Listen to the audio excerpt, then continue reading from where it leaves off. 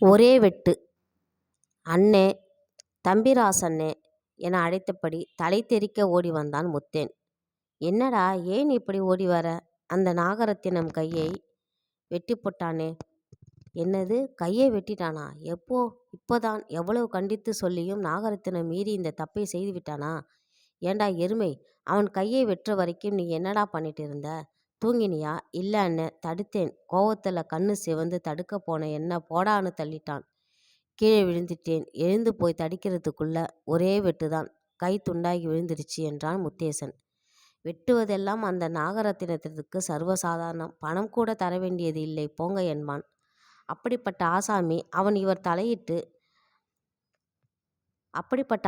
அவன் இவர் தலையிட்டு சொல்லியும் கூட இப்படி கையை வெட்டினானே என நினைத்தவருக்கு ஆத்திரம் பொத்துக்கிட்டு இருந்தது. வாடா போலாம், அவனை உண்டு இல்லைன்னு பார்த்தரலாம். முத்தேசனை இழுத்து கொண்டு போனார் தம்பிராசு. இவரை பார்த்ததும் நாகரத்தினம் எழுந்து நின்று வாங்கண்ணே என்றான்.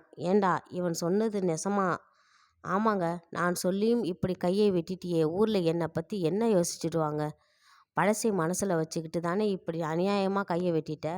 அண்ணே, அப்படியெல்லாம் சொல்லாதீங்க. ஊரில் உங்களுக்கு முழுக்கை சட்டைக்காரர் என்று பெயர் இருக்கிறது தெரியும். ஆனால் நெருப்பு பட்டு மணிக்கட்டுக்கிட்ட பெருசாக பொத்தல் விழுந்துருச்சு.